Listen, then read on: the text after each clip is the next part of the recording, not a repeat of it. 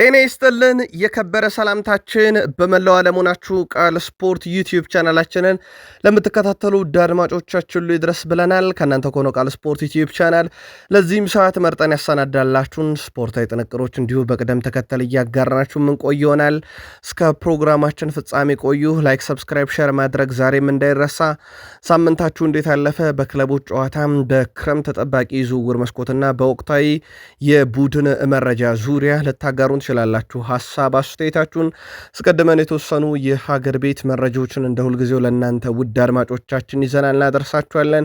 ዛሬም በአውሮፓ ዙሪያ ተጠባቂ መርሃ ግብሮች አሉ፣ እንመለከታችኋለን። በአውሮፓ ታላላቅ ሊጎች ውስጥ ትልቅ መረጃዎችን እናነሳለን። በተለይም በሀያላነ ክለቦች በባርሴሎና በኩል ዛሬ ትልቅ ሰበር መረጃ አግኝተናል። በጣም ለየት ያለ ጥንቅር ነው፣ እናስደምጣችኋለን ውድ ቤተሰቦቻችን። ከዛ በዘለለ በሪያል ማድሪድ በኩል ኮከቦቹን ልምምድ የጀመሩም አሉ። ተጨማሪ የቡድን ዜና እናነሳለን። ተጠባቂው ደርቢ ዴላ ማዶኒና በሚላን አሸናፊነት ተጠናቋል። በርከት ያሉ ጥንቅሮችን በአውሮፓ ዙሪያ ስናነሳ ሲያርሰበን ክርስቲያኖ ሮናልዶ እና ሜሲንም የተመለከተ እንዲሁ ዕለታዊ ጥንቅር ይዘናል። እስከ ፕሮግራማችን ፍጻሜ አብራችሁን ቆዩ። በተወዳጁ የእንግሊዝ ፕሪሚየር ሊግ በርከት ያሉ ስፖርታዊ ጥንቅሮቻችን ዛሬም ተካቷል። በርከት ያሉ አጫጭር ስፖርታዊ ጥንቅሮችን አስቀድመን እናነሳለን። ተጠባቂ ሁነቶች በፕሪሚየር ሊግ ለእናንተ ውድ አድማጮቻችን ይዘናል። ሳምንቱ ለሲቲ በጣም ጥሩ የሚባል ነበረ።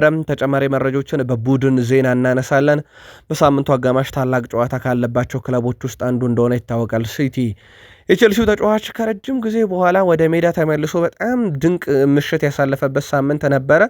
እንዲሁም በክለቡ ያሉ ወቅታዊ የዝውውር ጉዳዮችና ተጨማሪ የቡድን ዜናዎችን ይዘናል። የቼልሲም ደጋፊዎች አብራችሁን ቆዩ። በሊቨርፑል የመረጃ ሰዓታችን ሳምንቱን ታላቁን ጨዋታ እናነሳለን። የቡድን ዜና ይዘናል። በሊቨርፑል በኩል በሊቨርፑል ደጋፊዎች በኩል ምናልባትም አንድ ለየት ያለ መረጃ እናጋራችኋለን። ከአንድ ሌላኛው ታላቅ ክለብ ጋር እየይዘን ማለት ነው፣ ትከታተሉታላችሁ። በማንቸስተር ዩናይትድ የመረጃ ሰዓታችን ቴሌግራፍ ይዞት የወጣው መረጃ ዛሬ በጣም በትልቁ መነጋገሪያ ሆኗል፣ ትከታተሉታላችሁ። ከማንቸስተር ዝውውር ጉዳዮች ጋር በተያያዘም ተጨማሪ መረጃዎችን በዚህኛውም የመረጃ ሰዓታችን አካተን ይዘን መተናል። የዩናይትድንም ሌጀንድ የተመለከተ አንድ ለየት ያለ ጥንቅር ይዘናል። አርሰናል ፕሪሚየር ሊጉ መሪ ነው። በዚህ ሳምንት የፕሪሚየር ሊግ ጨዋታዎች እንዳልነበሩ ይታወቃል። ከዚህ ጋር በተያያዘ ከ13 ቀን በኋላ አርሰናልን ስለሚጠብቀው ሁነትና የቡድኑ ወሳኝ ተጫዋቾች ከዚህ በኋላ እንዴት ይጠበቃሉ የሚለው እናነሳለን። አርሰናል ቤት ተጨማሪ የጉዳት ጉዳዮችን በተመለከተ ያገኘናቸውን መረጃና በአርሰናልን በኩል እንደዚሁ ተጨማሪ የዝውውር መረጃዎችን በስፋት እናደርሳቸዋለን። አብራችሁን ቆዩ። ላይክ፣ ሰብስክራይብ፣ ሼር ማድረግ ዛሬም እንዳይረሳ። በሀሳብ መስጫ ሳጥናችን ላይ ስለ ክለቦቻችሁ ወቅታዊ መረጃ ስለ ፕሮግራማችን የሚይዘት ሊሆን ይችላል ልታጋሩን ትችላላችሁ። በድጋሜ ላይክ እያረጋችሁን ከኛ ጋር እንድትቆዩ በአክብሮት ጋበዝን። በሀገር ቤት ሁለት ጨዋታዎች ለዛሬ በይደር አቆይተናቸው ነበረ። አንደኛው መርሃ ግብር ኢትዮ ኤሌክትሪክ ከኢትዮጵያ ቡና ያረጉት ጨዋታ ነበረ። ጨዋታው በኢትዮ ኤሌክትሪክ 2-1 አሸናፊነት ተጠናቋል። ግቦቹን ለኢትዮ ኤሌክትሪክ ናትናኤል ዱባላ 14ኛው ደቂቃ ላይ፣ ፓትሪክ ቦማነ 46ኛው ደቂቃ ላይ አስቆጥሯል። ኢትዮጵያ ቡናን ከሽንፈት ያልታደገች ብቸኛ ግብ ሐምዘ ሱልጣን ነበረ 60ኛው ደቂቃ ላይ ከመረብ አዋህዷት የነበረው ግን ቡና ምንም ያልፈየደች ግብ ነበረች። ኢትዮ ኤሌክትሪክ ጨዋታውን 2-1 አሸንፏል። ሌላ በርከት ያለ ግብ የተመለከትንበትም ጨዋታ ነበረ። እሱን ደግሞ በተከታይነት እንመልከተው። ይህ ጨዋታ ወላይታ ዲቻ ከሲዳማ ቡና ያደረጉት ጨዋታ ነበረ። ጨዋታው ወላይታ ዲቻ 3-1 በሆነ ውጤት ድል አድርጓል። ያልተጠበቀ ውጤት ነው። ወላይታ ዲቻን በጨዋታው 3 ግብ ያስገኙ ተጫዋቾች ኪዳን ያሰፋ 28ኛው ደቂቃ ላይ፣ መልካሙ ቦጋለ 30ኛው ደቂቃ ላይ፣ ያሬድ ዳርዛ 67ኛው ደቂቃ ላይ ሲያስቆጠር ለሲዳማ ቡና ከቅዱስ ጊዮርጊስ በዚህ የዝውውር መስኮት ክለቡን የተቀላቀለው አቤል ያለው ነበረ 80ኛው ደቂቃ ላይ ከመረብ ማዋሃድ እየቻለው። ሲዳማ ቡና በ2 ነጥብ ሊጉን ይመራል፣ ግን ትላንትና ነጥብ ጥሏል። ኢትዮ ኤሌክትሪክ ነጥቡን 34 አድርሷል ከድል በኋላ። ተሸናፊዎቹ ኢትዮጵያ ቡና 29.8ኛ፣ ወላይታ ዲቻ ድል አድራጊው ቡድን በ26 ነጥብ 13ኛ ደረጃ ላይ እንደዚሁ መቀመጥ ችሏል። ትላንትና ቅዱስ ጊዮርጊስ በሸገር ከተማ 1-0 ተሸንፏል። መቻል ከወልዋሎ ዓዲግራት ዩኒቨርሲቲ 0-0 የተጠናቀቀው። ዛሬም ይቀጥላል ፕሪሚየር ሊጉ። ባህር ዳር ከተማ ከነገሌ አርሲ፣ እንደዚሁም ኢትዮጵያ መድን ከሀዲያ ሆሳና በሐዋሳ ዩኒቨርሲቲ ስቴዲየም፣ ሽረ ምድረገነት ከፋሲል ከነማ፣ ድሬዳዋ ከተማ ከኢትዮጵያ ንግድ ባንክ በአዳማ ሳይንስና ቴክኖሎጂ ዩኒቨርሲቲ ዛሬ ቀጥሎ የሚካሄዱ ጨዋታዎች ናቸው። በአውሮፓም ዙሪያ ዛሬ የሚጠበቁ በርከት ያሉ መርሃ ግብሮች አሉ። ውድ ቤተሰቦቻችን ዛሬ በአውሮፓ ዙሪያ በላሊጋ ምሽት 5 ሰዓት ኤስፓኞል ከአዳጊው ሪያል ኦቪድ ይጫወታሉ። በእርግጥ ሪያል ኦቪድ ይተርፋል ተብሎ የሚጠበቅ ቡድን አይደለም። በመጣበት ዓመት የወራጅ ቀጠኖስ ግርጌው ላይ ነው የሚገኘው በስፔን ላሊጋ። ሌላኛው መርሃ ግብር በጣሊያን ሴሪኤ ላዚዮ ከሳሱሎ ይጫወታሉ። ምሽት 4 ሰዓት ከ45 ደቂቃ ሲል የሚጀምር መርሃ ግብር ነው። ላዚዮ የቀደመ ክብሩ ላይ አይደለም። ምናልባት በቀጣይ ዓመት የአውሮፓን ትኬት ለመቁረጥ በሚያደርገው ጥረት ላይ በጣም ወሳኙ ምሽት ይሆናል። ሌላኛው ተጠባቂ መርሃ ግብር ዛሬ ኤፍኤ ካፕ ነው። የመጨረሻው ጨዋታ ዛሬ ይካሄዳል። ለንደን ስቴዲየም ዌስትሃም ዩናይትድ ከብሬንትፎርድ፣ ሁለቱ የፕሪሚየር ሊግ ተፋላሚ ክለቦች ጨዋታቸውን እንደዚሁ ምሽት 4 ሰዓት ከ30 ጀምሮ የሚያከናውን ይሆናል። በስፔን ላሊጋም በርካታ ያሉ መርሃ ግብሮች ሲደረጉ ነበር በሳምንቱ መጨረሻ። በተለይም ቫሌንሻ ከዲፖርቲቮ አላቬዝ ተጠባቂው መርሃ ግብር ነበረ። ቫሌንሻ 3-2 አሸንፏል። ለባለሜዳው ቫሌንሻ 3ቱን ግቦች ጉሬራ 47ኛው ደቂቃ ላይ፣ ኮልሜን 90ኛው ደቂቃና ዱሩ 99ኛው ደቂቃ ላይ ነው ማስቆጠር የቻለው። በዲፖርቲቮ አላቬዝ በኩል ከሽንፈት ያልታደጉትን 2 ግቦች ቦዬ 3ኛውና 71ኛው ደቂቃ ላይ ያስቆጥሮ ነበር። ግን ቫሌንሺያ ጨዋታውን 3-2 በሆነ ውጤት ድል ማድረግ ችሏል። ሌላኛው መርሃ ግብር በሴቪያና በሪዮ ቫይካኖ መካከል የነበረ ጨዋታ ነው።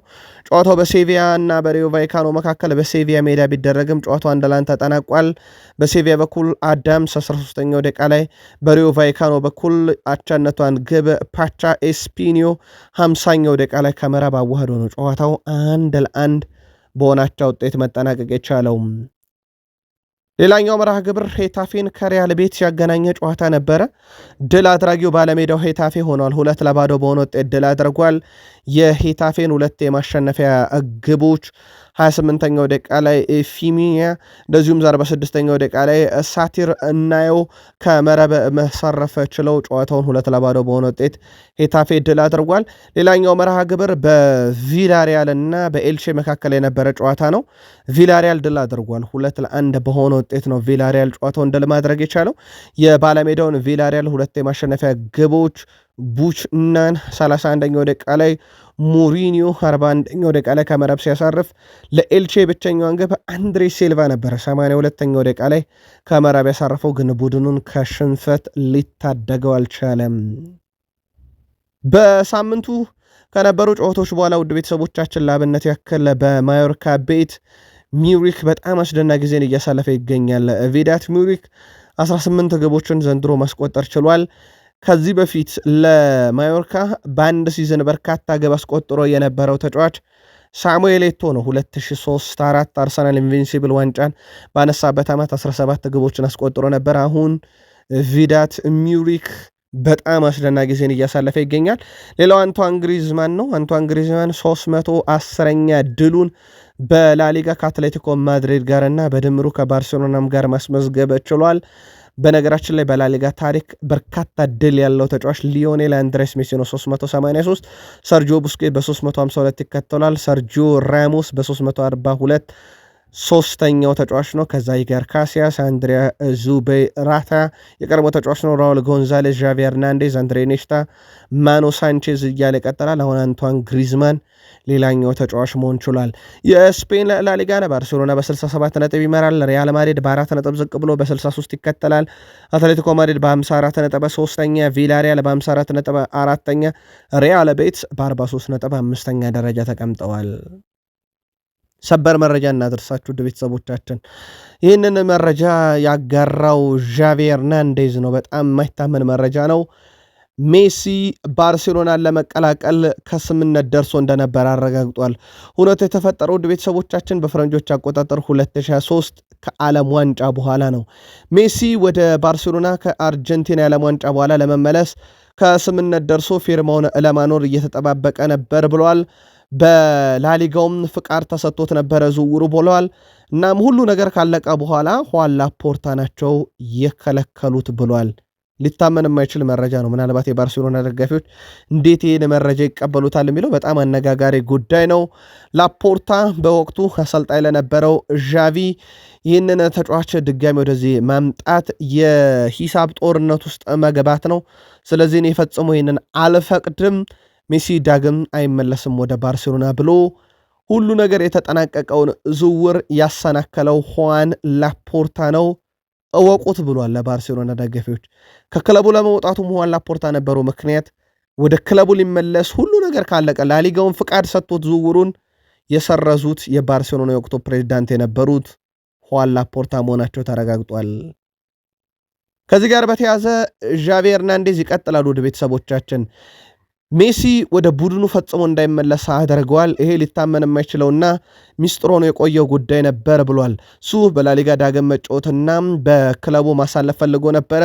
እሳቸው እንዳሉት ግን ጉዳዩ የገንዘብ አይደለም። ምክንያቱም አባቱ ጆርግ ሜሲ እና ሊዮኔል አንድሬስ ሜሲ በራሱ ያነጋግሬያቸው ገንዘብ ሳይሆን ጉዳያቸው ለባርሴሎና መጫወት እንደሆነ ነግረው ነበረ።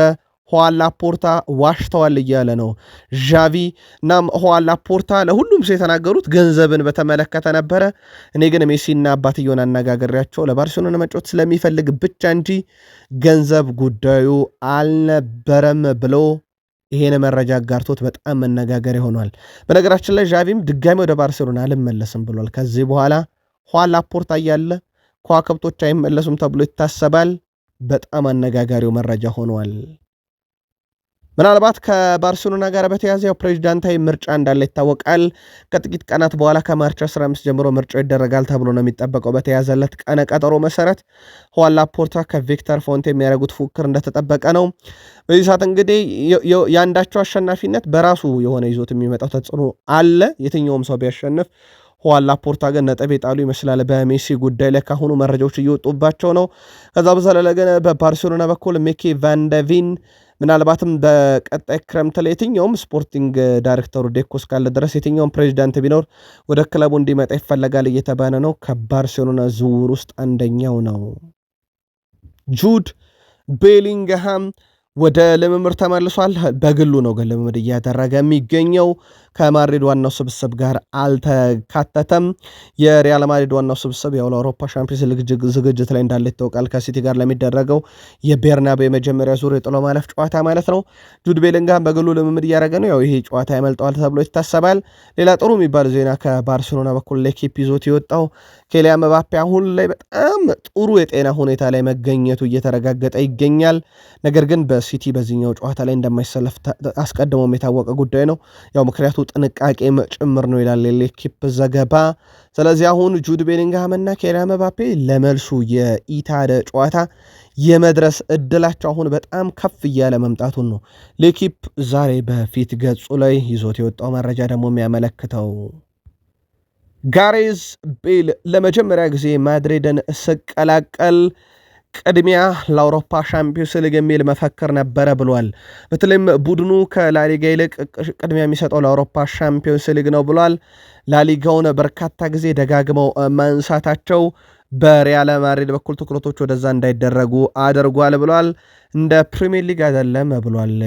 ላሊጋን ማሸነፍ በላሊጋ ውስጥ እንደሚታወቀው ሁለት ኃያላን ያሉት ባርሴሎና እና ሪያል ማድሪድ። ስለዚህ ይታወቃል ላሊጋ ወይ ባርሴሎና ወይ ሪያል ማድሪድ እንደሚያነሳና ትኩረቶች በሙሉ ሻምፒዮንስ ሊግ ላይ ነበሩ ብሏል በወቅቱ ነው ሲቀላቀል። እናም በላሊጋው ላይ አንዱ በጣም ነጥሮ ላለመውጣቱ በወቅቱ ትኩረቱ ሻምፒዮንስ ሊግ ስለነበረ ነው ብሏል ጋሬዝ ቤል። ጣሊያን ደረስን። በጣሊያን ሴሪ የሚላን ደርቢ ዴላ ማዶኒና ተደረገ ትላንትና። ኤስ ሚላን ደግሞ ድል አድራጊው ነበረ። ትላንትና ሜዳ ሆኖ ሳንሴሮ የተቆጠረው ለኤስ ሚላን ነው።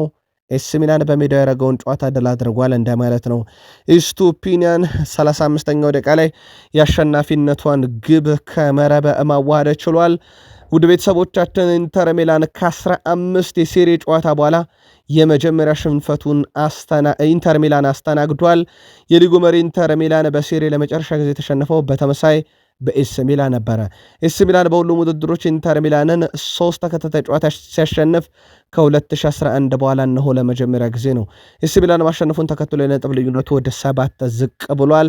ኢንተር በ67 ነጥብ ይመራል። ኤስ ሚላን በ60 ነጥብ ይከተላል። ቀጣይ ሳምንት ቅዳሜ ኢንተር ሚላን ከአታላንታ ሌላ ታላቅ ጨዋታ ይጠብቀዋል። ኢንተር ሚላንን እሁድ ኤስ ሚላን ወደ ላዚዮ አቅንቶ ከላዚዮ ጋር ጨዋታውን የሚያከናውን ይሆናል። ውድ ቤተሰቦቻችን ፐርቪስ ስቱፒና ወደ ቡድኑ ከመጣ በኋላ የመጀመሪያ ግቡን ነው ትላንትና በሚላን ደርቢ ዴላ ማዶኒና ማስቆጠር የቻለው። ኢኳዶራ የሆነው በደርቢ ዴላ ማዶኒና ገብ ያስቆጠረ የመጀመሪያው ተጫዋች ሆኖ ትላንትና እጥፍ ድርብ ነበረ ለሱ ማለት ይቻላል። ውድ ቤተሰቦቻችን በነገራችን ላይ ኤስ ሚላን በደርሶ መልስ ኢንተር ሚላንን ሲያሸንፈው በሊግ ከ15 ዓመት በኋላ እነሆ ለመጀመሪያ ጊዜ ሆኗል። ትላንትና በስቴዲየም ማን ነበረ ካላችሁ ሰርጂዮ ራሞስ ነበረ። ሰርጂዮ ራሞስ የመጣበት ዋና ምክንያት ደግሞ የቀድሞ የቡድን አጋሩን ሉካ ሞድሪችን ለመመልከት ነበረ። ሉካ ሞድሪች ደርቢ ዴላ ማዶኒያን ድል አድርጓል። ሰርጂዮ ራሞስ እየተመለከተው በዚህ በጣም ደስተኛ ነኝ ብሏል። ሉካ ሞድሪች ነግሮ የነበረ በስቴዲየም ተገኝቶ እንደሚከታተለኝ፣ እናም ሰርጂዮ ራሞስ ለእኔ እንደ መነሳሻ ነበረ ብሏል። በነገራችን ላይ ትላንትና እንደ 40 ዓመት ሰው አይደለም እንደ 20 ዓመት ዕድሜ ውስጥ እንዳለ ተጫዋች ሲፈነጭ ነበር ማለት ይቻላል። ሜዳ ውስጥ ታክሎቹ፣ ሩጫዎቹ፣ ፓሶቹ በጣም ያስቀናል። የሞድሪች 40 ዓመት ብቻ የሚመስል አይነት ተጫዋች አይመስልም ነበረ። ለማንኛውም ደርቢ ዴላ ማዶኒና በኤስ ሚላን አሸናፊነት ተጠናቋል። ጄኖዋ ከሮማ ያደረጉት ጨዋታ ደግሞ ለኮሞ አስደሳች ውጤት የተመዘገበበት ምሽት ነበረ። ድል አድራጊው ጄኖዋ ነው። ሮማን 2-1 በሆነ ውጤት ድል አድርጓል። የጄኖዋን 2 የማሸነፊያ ግቦች ሜሳያስ 52ኛው ደቂቃ ላይ፣ ቪታኒያ 80ኛው ደቂቃ ላይ ከመረብ ሲያሳርፍ፣ ለሮማ ብቸኛዋን ግብ 55ኛው ደቂቃ ላይ ኒድኬያ ነበረ ከመረብ ያሳረፈው። ውጤቱን ተከትሎ ያው ኮሞ ደረጃውን አስጠብቆ መቀጠል የቻለበት ነው። ምክንያቱም ሮማ ይበልጠው ነበረ፣ ግን በነጥብ እንግዲህ ትላንትና 1 ነጥብ ማግኘት የተሳነው ሮማ ደረጃውን ለኮሞ አስረክቧል። ሌላኛው መርሃ ግብር ቦሎኛን ከሄላስ ቬሮና ያገናኘ ጨዋታ ነበረ። ጨዋታውን እንግዳው ቡድን ሄላስ ቬሮና ነው ድል ያደረገው 2-1 በሆነ ውጤት። ፍሬስ 53ኛው ደቂቃ ላይ፣ ቦዊ 57ኛው ደቂቃ ላይ ሁለቱን ግቦች ሲያስቆጥሩ ለቦሎኛ ከሽንፈት ያልታደገች ግብ ሮይ ነበር 49ኛው ደቂቃ ላይ ያስቆጠረው። ግን እንግዳው ቡድን ነው ሄላስ ቬሮና ቦሎኛን 2-1 በሆነ ውጤት ድል ማድረግ የቻለው። ሌላኛው መርሃ ግብር በፊዮረንቲና እና በፓራማ መካከል የነበረ ጨዋታ ነው። ያለምንም ግብ 0-0 በሆነ አቻ ውጤት ተጠናቀቀ። ሌላኛው መርሃ ግብር ሊሴን ከክሮሜንሴ ያገናኘ ጨዋታ ነበረ።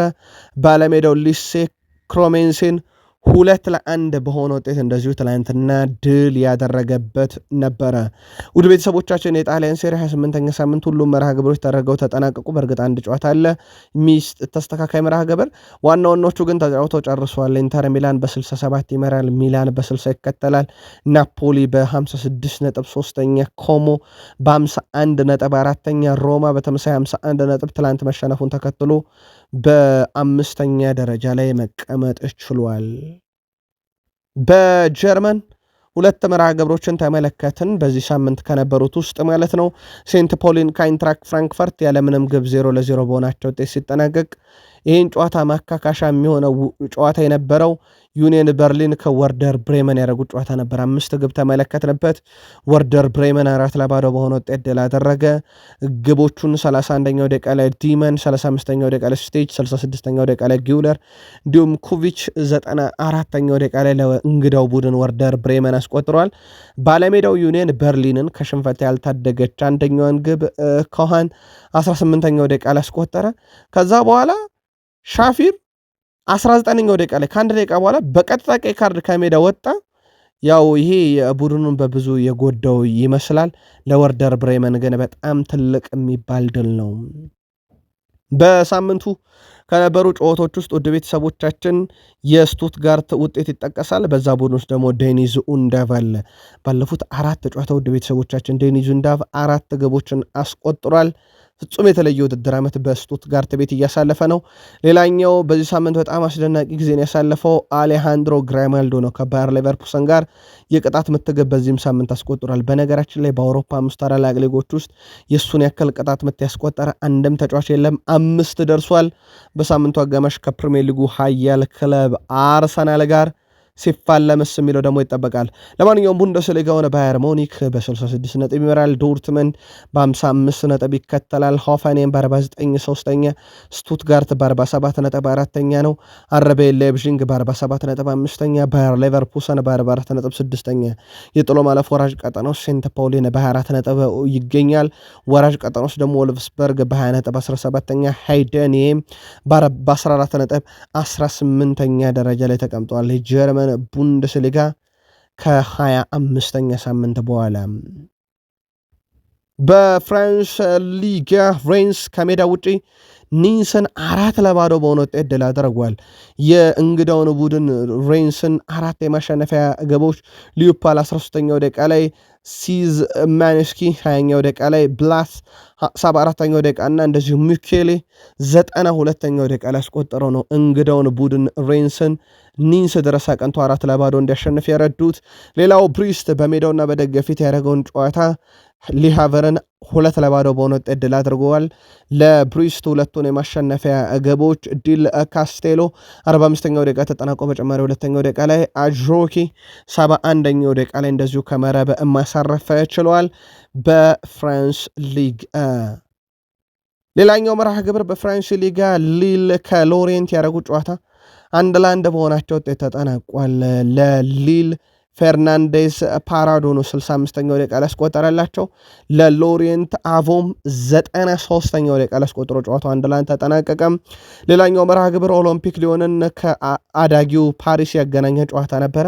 1-1 ተጠናቋል። ኦሎምፒክ ሊዮን ቶሊሶ 96ኛው ደቂቃ ላይ ነው በፍጹም ቅጣት የምታስቆጥሯቸው ያደረጋቸው። እንግዳው ቡድን ፓሪስን ለረጅም ደቂቃ መሪ ያደረገች ግብ ሙኒሺ 63ኛው ደቂቃ ላይ አስቆጥሮ ነበር፣ ግን ጨዋታው ባቻ ውጤት እንደተጠናቀቀው። ዶሚኒክ ግሪፍ ሼን በሊዮን በጣም ድንቅ ጊዜን እያሳለፈ ይገኛል። በ20 ጨዋታ 9 ክሊንሺት አለው፣ ግን ትላንትና ሊሆንለት አልቻለም። ኤንድሪክ ትላንትና የጨዋታ ኮከብ ተብሎ በወሩ የተመረጠበትን ሽልማት እንደዚሁ የተረከበበትም ነበረ። ሁለተኛ ደረጃ ላይ የሚገኘው ሌንስ ሜትስን 3-0 አሸንፎ 3 ነጥብ አሳክቷል። ትላንትና በሌንስ በኩል 3ቱን የማሸነፊያ ግቦች ሃይዳራ 52ኛው ደቂቃ ላይ፣ ልማደኛው ቱቨናን 46ኛው ደቂቃ ላይ፣ እንደዚሁም አስቀድሞ ሳይድ አብዱል ሐሚድ 44ኛው ደቂቃ ላይ ግቦቹን አስቆጥረውላቸዋል። ያ ማለት ውድ ቤተሰቦቻችን ከፓሪሰን ጀርሜን ጋር ያላቸውን የነጥብ ልዩነት ወደ 1 ዝቅ አድርገውታል። ፓሪሰን ጀርሜን ከ25ኛ ሳምንት በኋላ በ57 ነጥብ ይመራል። አርብ ድል አድርጎ ነበረ። በሌንስ በኩል በ56 ነጥብ ሁለተኛ፣ ማርሴይ በ46 ነጥብ ሶስተኛ፣ ሊዮን በ46 ነጥብ አራተኛ፣ ሬንስ በ43 ነጥብ አምስተኛ ናቸው። ቀጣይ ሳምንት አንድ ጨዋታ እንዲዘለው ይደረጋል። ፓሪስ ሰን ዠርሜን በአውሮፓ ሻምፒዮንስ ሊግ ምክንያት ስለተፈቀደለት ያ ማለት ሌንስ በጣም የተሻለ አድቫንቴጅ የሚይዝበት ጨዋታ ይሆናል። በቤኔፊካ በኩል ጆዜ ሞሪኖ አሰልጣኝ ስር ከገባም በኋላ ጨምሮ እንዳጠቃላይ ወደ ቤተሰቦቻችን ያለ ሽንፈት ጉዞ ቀጥሏል። ትላንትና ትልቅ ጨዋታ ነበረ። በፖርቱጋል ቤኔፊካና በፖርቶ ያገናኘ ጨዋታ ነው። ጨዋታው 2-2 በሆናቸው ውጤት ተጠናቋል። ቤኔፊካ ሽልድሩፕ 69ኛው ደቂቃ ላይ፣ እንደዚሁም ባሪዮር 88ኛው ደቂቃ ላይ፣ ለፖርቶ በኩል ደግሞ ፉልሆልት 10ኛው ደቂቃና እንደዚሁም ፑት ዚዊስኪ 40ኛው ደቂቃ ነበረ ግቦቹን ያስቆጠሩት። ዘ ስፔሻል ዋን ጆዜ ሞሪኒዮ እስካሁን አልተሸነፈም ቡድናቸው በፖርቱጋል ፕሪሜራ ሊጋ። ወደ ቤተሰቦቻችን በፖርቱጋል ፕሪሜራ ሊጋ ፖርቶ በ66 ነጥብ አንደኛ፣ ስፖርቲንግ በ62 ነጥብ ሁለተኛ ሲሆን ቤኔፊካ በ59 ነጥብ ሶስተኛ ነው። የ7 ነጥብ ልዩነት አለ ከመሪው ፖርቶ ጋር። የጆዜ ሞሪኖ ቡድን ግን አንድ ሽንፈት የለውም። 17 ድል 8 አቻ ነው። ፖርቶ አንድ የተሸንፏል፣ ስፖርቲንግ ሊዝበን አንድ የተሸንፏል። ከአናታቸው ያሉ የዋንጫ ፍኩሩ የተዘጋ ነው ባይባልም ግን እንዴት አድርጎ የጆዜ ሞሪኖ ቡድን ዋንጫውን ያነሳል የ7 ነጥብ ልዩነቱን አጥብቦ የሚል ይጠበቃል። በሳውዲ ፕሮ ሊግ ምቾት የሰጠው ይመስላል ለዦዋ ፍሌክስ የሳውዲ ፕሮ ሊግ በ36 ጨዋታ ለአልናስር 19 ጎልና 3 አሲስት በአጠቃላይ በ36 ጨዋታ 32ኛ የግብ አስተዋጽኦ ላይ ደርሷል። በውድድር ዓመቱ የመጀመሪያ ሲዝኑን እያሳለፈ ይገኛል። በጣም ድንቅ ነው። ግን እዛው አልናስርን ካነሳን ሮናልዶን የተመለከተ አንድ ለየት ያለ ጥንቅር እንንገራችሁ። ክርስቲያኖ ሮናልዶ እስካሁን የሳታቸው አጠቃላይ ፍጹም ቅጣት ምት ብዛት 35 ነው። ያ ማለት ውድ ቤተሰቦቻችን አሁን ሮናልዶ 1000 ግብ ለመድረስ የቀሩት ግቦች ያክል ማለት ነው። እነኛን የሳታቸውን ፍጹም ቅጣት ምቶች በሙሉ አስቆጥሮ ቢሆን ኖሮ ሮናልዶ እነሆ ዛሬ 1000 ግቦች ላይ ደርሶ እየተከበረለት ይገኝ ነበር። አሁን ግን እየተጠበቀለት ነው። ውድ ቤተሰቦቻችን በተወዳጁ የእንግሊዝ ፕሪሚየር ሊግ መረጃዎችን የምናጋራችሁ ሰዓት ላይ ደርሰናል። ላይክ ካላረጋችሁ ላይክ አድርጉን። ከ1000 በላይ ላይክ ያስፈልገናል። እስከዚህ ሰዓት ድረስ ያላችሁና የተመልካቾቻችን 1% ብቻ ላይክ ካረጋችሁ ለኛ በብዙ በቂ ነው። ላይክ አድርጉን። ወደ ተወዳጁ የእንግሊዝ ፕሪሚየር ሊግ መረጃዎች አለፍን። መልካም ቆይታ በድጋሚ ውድ ቤተሰቦቻችን። ትላንት በእንግሊዝ ምድር የኤፍኤ ካፕ መርሃ ግብሮች ነበሩ። ለአብነት ያክል ሊድስ ዩናይትድ ከኖርዊች ያደረጉት ጨዋታ ይጠበቃል። ይሄ ጨዋታ ይጠበቅ ነበር። ይሄ ጨዋታ በሊድስ ዩናይትድ 3-0 አሸናፊነት ተጠናቋል።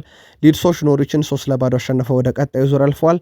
ትላንትና ያው በጣም አስገራሚ ውጤት የተመዘገበው በፖርት ቫሌ እና በሰንደርላንድ ጨዋታ ፖርት ቫሌ ሰንደርላንድን 1-0 አሸንፈው ወደ ቀጣዩ ዙር አልፏል። የ57 ደረጃ አለ። በነገራችን ላይ በሁለቱ ክለቦች መካከል በፕሪሚየር ሊግ ነው የሚሳተፈው ሰንደርላንድ። ትላንትና ግን በሊግ 1 24ኛ ደረጃ ላይ በሚገኘው ፖርት ቫሌ 1-0 ተሸንፎ ወድቋል። ፉልሃም በተመሳይ ፕሪሚየር ሊጉ ክለብ በሳውዝሃምፕተን 1-0 ተሸንፎ ከኤፍኤ ካፕ ተሰናብቷል። አሁን በኤፍኤ ካፕ ሊቨርፑል፣ አርሰናል፣ ቼልሲ፣ ማንቸስተር ሲቲ፣ ሳውዝሃምፕተን፣ ፖርት ቫሌ፣ ሊድስ ዩናይትድ ሲገኙ ዛሬ ዌስትሃም ዩናይትድ ከብሬንትፎርድ ጨዋታቸውን ያደርጋሉ ምሽት 4 ሰዓት በኋላ። ድልድሉም ዛሬ ምሽት ይፋ የሚደረግ ይሆናል። የአስቶን ቪላው አለቃ ኡናይ ኤምሬ በአስቶን ቪላ ቤት ቆይታቸው እርግጥ አይደለም። ስማቸው ግን ከበርካታ የአውሮፓ ሀያላን ክለቦች ጋር እየተያዘ ይገኛል። ወደ ቤተሰቦቻችን በዚህ ሰዓት ላይ በተለይም የአሰልጣኝ ክፍተት ያላቸው ክለቦች ጋር በስፋት ስማቸው ሲነሳ እንደ ሪያል ማድሪድ ያለ ክለብ ጭምር አሁን ስሙ እየተነሳ ይገኛል። ከእሳቸው ጋር የእሳቸው ቡድን ለረጅም ጊዜ ፕሪሚየር ሊጉ 3ኛ ከጥቂት ጊዜያት ወዲህ ደግሞ በዩናይትድ ደረጃቸውን ተበልጠው ወደ 4ኛ እንደወረዱ ይታወቃል። ግን የአውሮፓ በርካታ ያሉ ክለቦች ቀጣይ ክረምት ላይ እሳቸውን የመሾም ፍላጎት እንዳላቸው ነው መረጃዎች እየወጡ የሚገኙት። ሌላው በበርካታ የአውሮፓ ክለቦች የሚፈለገው የኖቲንጋም ፎረስቱ አማካይ ኤሊዮት አንደርሰን ነው።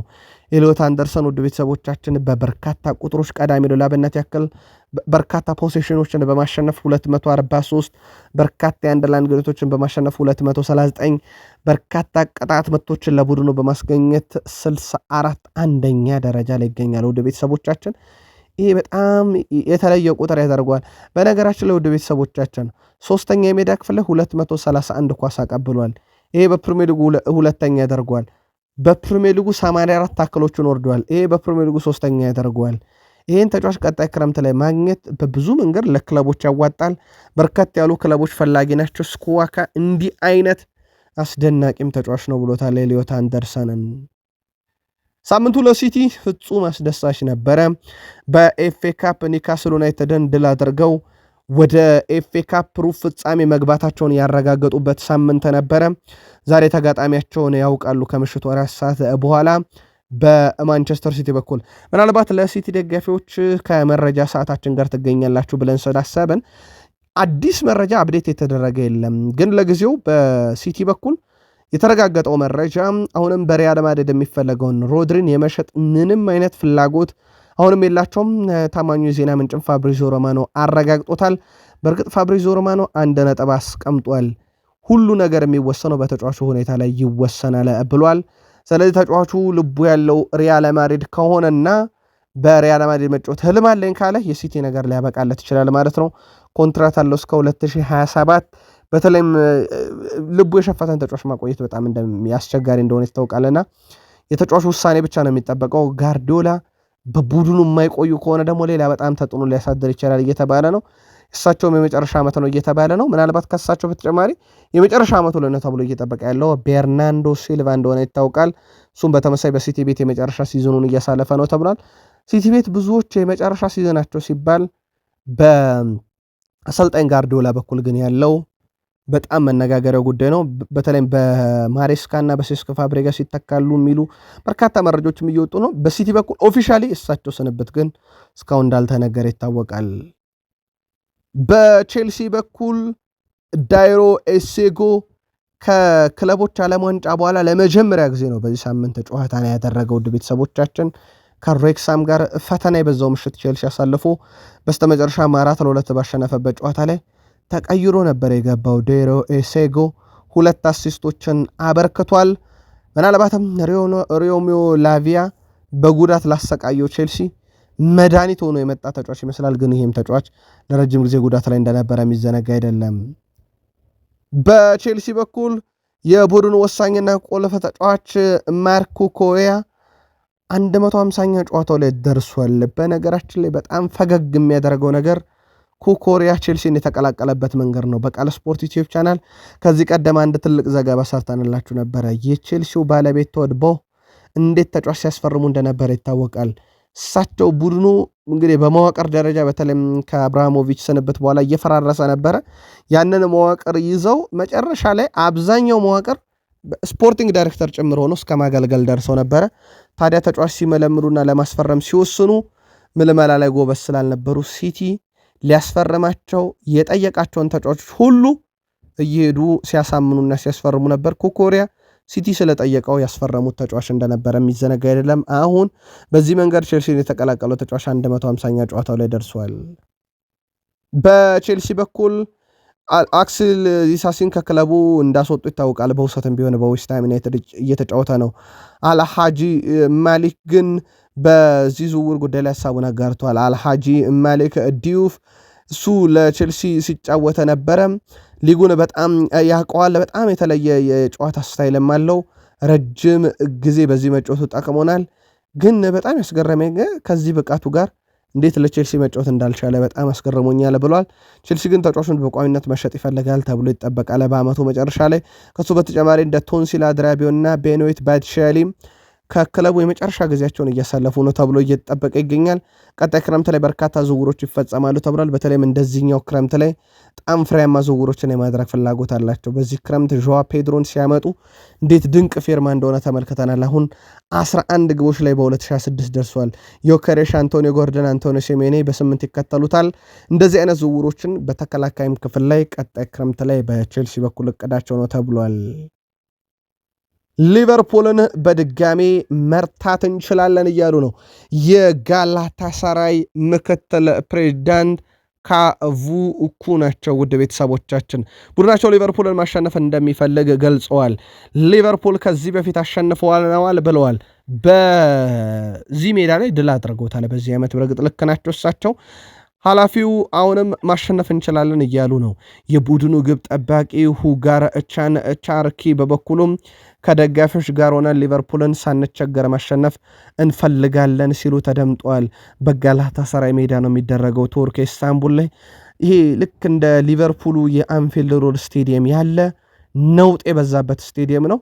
ስለዚህ የሊቨርፑል ተጫዋቾች ምናልባትም ይህ በደጋፊ ተጽዕኖ ደረጃ በጣም ከፍ ያለ ተጽዕኖ ሊያድርባቸው የሚችል ሜዳ ላይ ነው። ምክትል ፕሬዚዳንቱ ካቩኩ ሊቨርፑልን በድጋሚ እንረተዋለን እያሉ ነው። የሳምንቱ ታላቅ ጨዋታ ውስጥ አንደኛው ነው።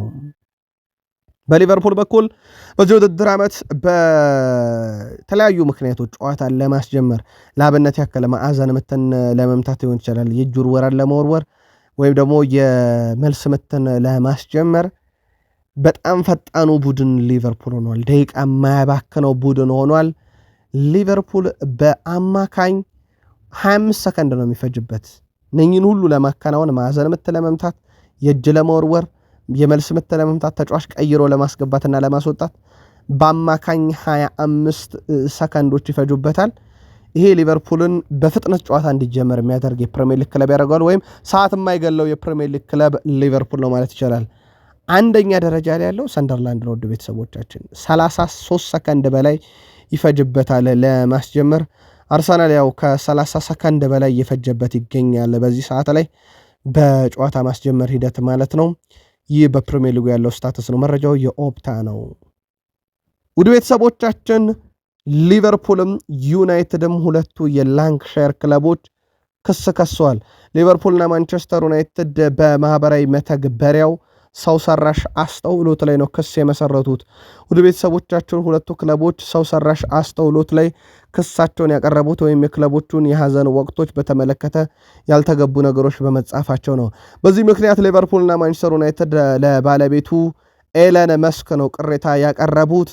በኤለን መስክ ማህበራዊ ትስስር በኩል ወይም እሱ በሚቆጣጠረው ማህበራዊ ትስስር በኩል ከዲጎ ጆታ እንደዚሁም የሂልስ ቦሮ እና ሙኒክ አደጎች ጋር የተያዙ ነገሮች በመተግበሪያው አንስቷል። ቅሬታ ካስነሱት አስተያየቶች መካከልም ዲጎ ጆታ ወንድሙን በመኪና አደጋ ገሏል ብሎ ተጠያቂ የተደረገበት ሲሆን እንዲሁም በዛው ማህበራዊ ትስስር በኤለን መስክ ስር ያለው በሚለጠፈው መረጃ እውነተኝነት በማረጋገጥ ተጠቃሚዎችን በማገዝ ያገለግላል የተባለው ተቋም የዲጎ ጆታ ወንድም አንድሬ ሲልቫ ለሞቱ ምክንያት ጆታ ነው የሚልና የዩናይትድ የሙኒክ አደጋንም በተያዘ የተለያዩ ወቀሳዎችን አቅርቧል። በዚህም ዩናይትድ እና ሊቨርፑል በሐዘናችን ላይ ተሳልቋል። ይህ ሰው ሰራሽ አስተውሎት ደግሞ የተጻፈው በኤለን መስክ በሚቆጣጠረው ኤክስ ገጽ ላይ ነው። በዛው የዩናይትድን መረጃ እንቀጥል ወደ ቤተሰቦቻችን። ማንቸስተር ዩናይትድ አሰልጣኝን በተመለከተ ትንፍሽ ያሉት ነገር ባይኖርም ቴሌግራፍ ግን ከታማኝ የዜና ምንጮች ያረጋግጫለው በዩናይትድ ቋሚ አሰልጣኝነት አሁን ላይ የመሩ የሚገኙት ሮቤርቶ ዲዘርቢ ናቸው ይላል። በማንቸስተር ዩናይትድ ቦርድ ሮቤርቶ ዲዘርቢ ቀጣዩ የክለቡ ቋሚ አሰልጣኝ ይሆኑ ዘንድ እጩ ተደርገው ተይዘዋል። እጩ ብቻ አይደለም ውድ ቤተሰቦቻችን በጣም የቀረቡት እሳቸው ናቸው እየተባለ ይገኛል።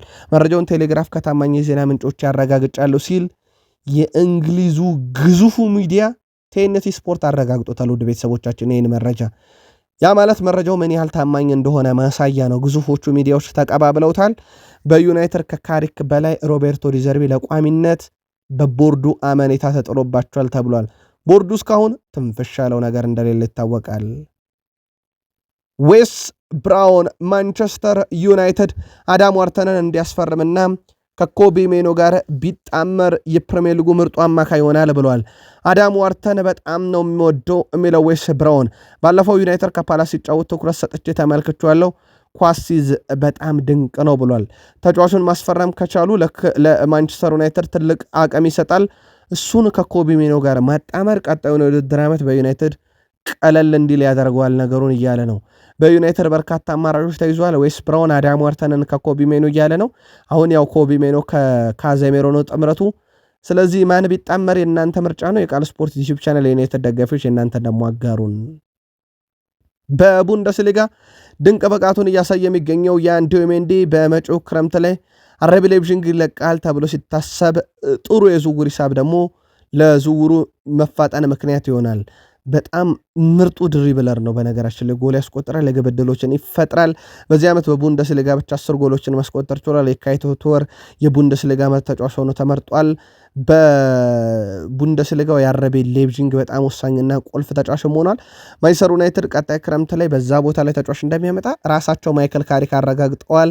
በቦታው ላይ ከፕሪሚየር ሊግ ልምድ ያለውን አንቶኒ ጎርደን ከአውሮፓ ዙሪያ በቡንደስሊጋ የአንዶሜንዲ እቅዳቸው ነው። አሁንም እንደ ትራንስፈር ማርኬት ዘገባ ከሆነ በዩናይትድ በኩል ይህን ተጫዋች ለማምጣት የሚደረገው ፍላጎት አሁንም ከፍ ያለ ነው። አዲሱ ነገር እንደ አማራጭ ግን ሌሎችም ተጫዋቾች አሉ። አንቶኒ ጎርደን ከኒውካስል የተያዘ ነው። አንቶኒ ጎርደን በዩናይትድ ብቻ አይደለም፣ ልክ እንደ የአንዶሜንዲ ሁሉ ፈላጊው በርከት ያለ ነው። ከዛ በተጨማሪ ግን ዩናይትድ ምናልባትም ለዩናይትድ ብቻ ሲሆን በእርግጥ ለአርሰናልም ጭምር ነው። ሳንድሮ ቶናሊ በዩናይትድም በአርሰናልም ይፈለጋል እንደሚታወቀው። ግን አሁን ተጫዋቹ የሪያል ማድሪድ ዝርዝሩ ስሙ ተገኝቷልና በዚህ ተጫዋች በኩል ውድ ቤተሰቦቻችን የላሊጋው ግዙፍ ክለብ ስካውቶች ኢታድ ስቴዲየም ነበሩ። አንድም ሲቲን ለማየት ሁለትም ሳንድሮ ቶናሊን ለማየት ሌላም አማራጭ አላቸው። በእርግጥ እዛ እንደ ሮድሪ ያለንም ተጫዋች ለመመልከት ሁኔታዎችን ለማጥራት ነበሩ ተብሏል የማድሪድ መልማዮች። ስለዚህ ለዩናይትድም ሌላኛው ፈላጊ አርሰናልም የሳንድሮ ቶናሊ ዝውውር ክረምት ላይ ምን ያህል ከባድ እንደሚሆን ማሳያ ነው። በዩናይትድ በኩል ሌጀንዱ ክርስቲያኖ ሮናልዶ ሐሳቡን አጋርቷል። ብዙ ሰዎች እኔ በማንቸስተር ዩናይትድ የሰራውትና እንዲታወቅ ያደረኩት ይመስላችኋል ወይም ዩናይትድን ያገነንኩ ይመስላችኋል? ፍጹም የተሳሳተ ሐሳብ ነው ብሏል። ይልቁንስ ዩናይትድ እኔን ለዓለም ነው ያስተዋወቀኝ ብሏል። ማንቸስተር ዩናይትድ ሁሌም እንደ ቤቴ ሆኖ ይቀጥላል። በማንቸስተር ዩናይትድ ቤት የነበረኝን እያንዳንዱን ጊዜ አረሳም፣ የልቤም ክለብ ነው ብሏልና የዩናይትድ የትኛው ውድቀት በጣም ነው የሚያሳዝነኝ ብሏል እና ዩናይትድ በቀድሞ ክብሩ ላይ ማየት ከምፈልጋቸው ክለቦች ውስጥ አንደኛው ብሎ መናገሩ ይታወቃል። ከዚህ ጋር በተያያዘ ውድ ቤተሰቦቻችን ከዚህ ቀደም 2024 በግሎብ ሶከር አዋርድ ላይ አንድ ሀያል ክለብ የመግዛት ፍላጎት እንዳለው ዩናይትድን ቢገዛ አሁን ካለበት ችግር የማውጣት አቅሙ እንዳለው ሲናገር እንደነበረ ይታወቃል። አርሰናል ደረሰን። ያው በዚህ ሳምንት የፕሪሚየር ሊግ ጨዋታ አልነበረም የነበረው የኤፍኤ ካፕ መርሃ ግብር እንደነበረ ይታወቃል። አርሰናልም ድል አድርጎ ወደ ቀጣዩ ዙር ወይም ሩብ ፍጻሜ መቀላቀሉ ይታወቃል። ዛሬ ተጋጣሚውን ያውቃል፣ ግን ፕሪሚየር ሊጉን አሁንም በ7 ነጥብ ልዩነት እየመራ ነው። ለየት ያለ ግጥምጥሞሽ እንንገራችሁ። አርሰናል 67 ነጥብ አለው፣ ኢንተር ሚላን 67 ነጥብ አለው፣ ሲቲ እዚህ 60 ነጥብ አለው፣ እዛም ጣሊያን ሴሪ ኤስ ሚላን 60 ነጥብ አለው። የ7 ነጥብ ልዩነት ብቻ አይደለም ውድ ቤተሰቦቻችን፣ በጣሊያን ሴሪ እና በፕሪሚየር ሊግ መካከል አንደኛና ሁለተኛ ያሉት ክለቦች ተመሳሳይ ነጥብ መያዛቸው ግርም የሚያስብለው ግጥምጥሞች ነው። ለማንኛውም ማን ይቀነዋል በዓመቱ መጨረሻ የሚለው ይጠበቃል። በዚህ ሰዓት ግን ሁለቱም ተመሳሳይ ነጥብ ይዘው ነው መሪዎቹና ተከታዮቹ ያሉት በጣሊያንም በእንግሊዝም ማለት ነው። ቪክተር ጊዮኬሬሽ ለዚህ ቡድን በሁሉም መድረክ 15 ግብ ያለው፣ ማርቲኔሊ 11 ያለው፣ ቡካዮ ሳካ 9 ያለው፣ ኤብሬቼ ኢዜ 8 አለው። ምናልባት ይሄ የፕሪሚየር ሊግ ቁጥር ብቻ ቢሆን በጣም ጥሩ ቁጥሮች ይመስላሉ፣ ግን በሁሉም መድረክ ያሉ ቁጥሮቻቸው ናቸው። አርሰናል በሚኬል አርቴታ ስር ዋንጫ አንስቶ ያውቃል። ኤፍኤ ካፕ፣ ኮሚቲ ሺልድ፣ ካራቦ ካፕን ይሞክራል። 13 ቀናት ብቻ ይቀሩታል። ዋንጫ ከክብርና ከጥቅሟ በላይ በራስ መተማመን ላይ ትኩረት ታደርጋለች። አንድ የሚገጥሙት ሲቲን ነው። ሁለተኛ ነገር በዚህ ዓመት የዋንጫ ጥማቸውን ለመቁረጥ በተለይም የፕሪሚየር ሊጉና የአውሮፓ ቻምፒየንስ ሊግን እንደ መነሳሻ እንደ መንደርደሪያ ዋንጫ የማንሳት ባህልን እንደ መገንቢያ ያደርገው ይወስዱታል። ከ13 ቀን በኋላ ወደ ዌምብሌ ያቀናሉ። ጨዋታው ከቅርብ ጊዜ ባላንጣቸው ሲቲ ጋር የሚደረግ ነው። ሚኬል አርቴታ የሲቲ ሰው ነበሩና ሲቲን በደንብ ያውቁታል። አርሰናልም ከያዙ በኋላ በነገራችን ላይ ሲቲ ላይ የተሻለ ሪከርድ አላቸው። ቢያንስ ያለመሸነፍ ሪከርዳቸው ከፍ ያለ ነው። በእርግጥ በድልም ደረጃ ከ5 በላይ ግብ አስቆጥሮ ሲቲ እንደረቱ ይታወቃል። ለማንኛውም ከ13 ቀን በኋላ ጉዞ ዌምብሌ፣ ጉዞ ለካራቦ ካፕ ፍልሚያ አርሰናል ይጠብቀዋል። ኤብሬቼ ኢዜ በፍጻሜ ጨዋታ ላይ ይጠበቃል። አምና ኤፍኤ ካፕ ላይ ሲቲን በፓላስ መለያ ዋንጫ ሲነጠቅ ግብ እንዳስቆጠረ ይታወቃል። ኤብሬቼ ኢዜ ባለፉት 3 ዓመታት ብቻ ከየካቲት መጨረሻ እስከ ግንቦት መጨረሻ ባለፈ ጊዜ ውስጥ 22 ጎሎችን አስቆጥሯል። አርሰናል በአሁኑ ሰዓት በሁሉም የዋንጫ መድረኮች ላይ አለ፣ በ4 ዋንጫዎች። በዚህ ሰዓት ላይ እንደዚህ አይነት ድንቅ ብቃት ያለው ተጫዋች ያስፈልጋቸው ነበረ አለ። ተጫዋች አሁንም ከጉዳት ነፃ ነው ዘንድሮ። ምናልባት የለንደን ክለቦች ላይ ያለው ኃያልነት በትልቁ ይጠቀሳል። አርሰናል ደግሞ አብዛኛው የቀሩት ጨዋታዎች የለንደን ጨዋታዎች እንደሆኑ ይታወቃል። ስለዚህ ኢዜ በትልቁ ይጠበቃል። ከጉዳት ነፃ ነው። ጉዳት ግን በዴክላን ራይስን በኩል ተረጋግጧል። አምና ጉዳት ነው የፈተነን ብሏል። ብዙ ቡድኖች በዚህ ችግር እንደሚፈተኑ አውቃለሁ። ስለዚህ ማማረር አልችልም። ነገር ግን አምና ቁልፍ ተጫዋቾቻችንን በጉዳት ለረጅም ጊዜ ማጣታችን ነገሩን አወሳስቦብናል ብለዋል። ነገር ግን በዘንድሮ ዓመት አስደናቂ ስብስብ ነው ያለን። ተጫዋቾች በተለያየ ቦታ መጫወት ይችላሉ። አብዛኛው ተጫዋቾች 20 ዓመት አካባቢ ናቸው። ከ30 ዓመት በላይ ተጫዋች አይታይም። አሁን ያለው የመጨረሻው ስኬታችን ዋንጫ ነው። ዘንድሮ ከአምና የተሻለ ስኳድ አለን። ለዛ ቅርብ ነን እያለ ይገኛል። ምናልባት ግን አሁን ላይ ሳሊባ የቁርጭምጭሚት ጉዳት፣ የሮብ የባየር ሌቨርኩሰን ጨዋታ ላይ መገኘት ነገር አጠራጣሪ፣ ሌሳንድሮ ትሮሳርድ መጠነኛ ምቾት አለመሰማት መሰለፉ አጠራጣሪ፣ ካላፊዮሪ ጡንቻ ጉዳት መሰለፉ አጠራጣሪ፣ ቤን ዋይት የጭን ጉዳት መሰለፉ አጠራጣሪ ነው። ማርቲን ኦዴጋርድ ከጨዋታ ውጭ ነው። ሚኬል ሜሪኖ ከጨዋታ ውጭ ነው። ተጨማሪ የሕክምና ምርመራ የሚደረግላቸው ይሆናል። ሚኬል አርቴታ አንዳንዶቹ ተጫዋቾች እስከ ሮብ ድረስ ሊያገግሙ ይችላሉና በጨዋታው ይገኛሉ እያሉ ይገኛሉ። ተጨማሪ መረጃዎችን በቃል ስፖርት ዩቲዩብ ቻናል ለአርሰናል ደጋፊዎች እንዲሁም እናጋራችሁም ይሆናል። አርሰናል እንደዚህ አይነት የተወሰኑ ጉዳቶች ባሉበት ሰዓት ላይ ደግሞ እነ ማክስ ዶማን ተመልሰውለታል። ማክስ ዶማን በእድሜ ትንሹ በአርሰናል ዋናው ቡድን የተጫወተ በእድሜ ትንሹ በፕሪሚየር ሊግ የተጫወተ በአርሰናል በእድሜ ትንሹ በአርሰናል በሻምፒዮንስ ሊግ እየተጫወተላቸው እንዳጠቃላይ በሻምፒዮንስ ሊግን በእድሜ ትንሹ ተጫዋች በአርሰናል የኤፍኤ ካፕ ታሪክ በእድሜ ትንሹ ተጫዋች ሆኖ ስሙን ያስመዘገበው ተጫዋች ደግሞ ከረጅም ጊዜ ጉዳት በኋላ ተመልሶ ለቡድኑ ግልጋሎት እየሰጠ ይገኛል። ይሄ በጣም ወሳኝ የሚባለው ሰዓት ላይ የተገኘበት አጋጣሚ ነው። ምናልባት ግን ከክለቡ የሚለቁ ተጫዋች በዛው ልክ ይጠበቃሉ። ለአብነት ያክል አምና ምርጡ ተጫዋቻቸው ማይል ሉዊስ ስኬሊ በግራ ክንፍ ላይ ይጠቀስ ነበር። ለእንግሊዝ ብሔራዊ ቡድንም ተደጋግሞ ተጠርቶ ነበር። አሁን ተጠባባቂ መሆኑ ቀጥሏል። በአመቱ መጨረሻ ወይ በቋሚነት ወይ በውሰት ክለቡ ይለቃል የሚሉ መረጃዎች ወጥተዋል። እንደ ፉትቦል ኢንሳይደር ዘገባ ግን የውሰቱ ውል ከክለቡ እንዲወጣ ሊያደርገው ይችላል እያለ ነው። እንደ ፔሮ ሄንካፔ ያለ ተጫዋች ግን በተቃራኒው ኮንትራቱን ያራዝማል ተብሎ የሚጠበቀው አርሰናል የፔሮ ሄንካፔን ኮንትራት ሰኔ ላይ ወደ ቋሚ ዝውውር ይቀይሩታል። ምንም ጥያቄ የለው ብያለሁ ነው ፋብሪዚዮ ሮማኖ። ልክ እንደ ዳቪድ ሪያ አይነት ዝውውር ዳቪድ ሪያ ከብሬንትፎርድ በ3 ሚሊዮን ፓውንድ በውሰት ተቀላቀለ። ከዛ በአመቱ መጨረሻ በ27 ሚሊዮን ፓውንድ ቋሚ ያደረጉት። ይህን ካፔም ተመሳይ ነው የሚሆነው እያለ ነው ፋብሪዚዮ ሮማኖ። ከባየር ሌቨርኩሰን ያመጡት በሳምንቱ አጋማሽ የቀድሞ ክለቡን ባየርን ሌቨርኩሰንን በተቃራኒው እንደሚፋለም ይታወቃል።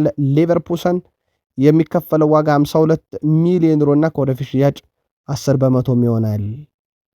ከዝውውር ጋር በተያዘ ምናልባት ልናነሳ የወደድ ነው የክንፍ አጥቂን በተመለከተ ነው። ትላንት ምሽት በሰበር አንድ ጥንቅር ነግረናችሁ ነበር በቃል ስፖርት ዩቲዩብ ቻናል ማርች 8 እሁድ ምሽት ባቀረብነው ዘገባ ላይ። አሁንም ፒኤስጂ ላይ ተጫዋቾችን እያዩ ነው አርሰናሎች። በነገራችን ላይ አርሰናሎች ባርኮላንም ይፈልጋሉ፣ ክቫራትስኬሊያንም ይፈልጋሉ። ያ ማለት ሁለቱንም ያስፈርማሉ ማለት ሳይሆን ከሁለት አንዳቸው የግላቸው የማድረግ ፍላጎት አላቸው። ትላንትና የክቫራትስኬሊያ ፍላጎት እንዳላቸው ነግሬያችሁ ነበር። በተጨማሪም ግን ያልተነገረው በውስጥ አዋቂነት ያለው የባርኮላም ጉዳይ በአርሰናል በኩል ተይዟል። ምን አይነት የክንፍ ተጫዋች ያመጣል ቀጣይ ክረምት ላይ የሚለው ግን በትልቁ ይጠበቃል።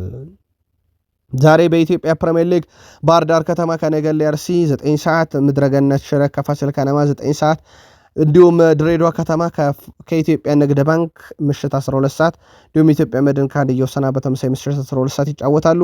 በእንግሊዝ ኤፍኤ ካፕ ዌስትሃም ዩናይትድ ከብሬንትፎርድ ምሽት 4 ሰዓት ከ30፣ በጣሊያን ሴሪኤ ላዚዮ ከሳሶሎ ምሽት 4 ሰዓት ከ45፣ በስፔን ላሊጋ ኤስፓኞል ከሪያል ኦቪድ ምሽት 5 ሰዓት ዛሬ የሚደረጉ መርሃ ግብሮች ናቸው። በጨዋታዎቹ ዘና ፈታ በሉ ብለናል። ምሽት ላይ ደግሞ የኤፍኤ ካፕ መርሃ ግብር እጣ ደልድል ይወጣል።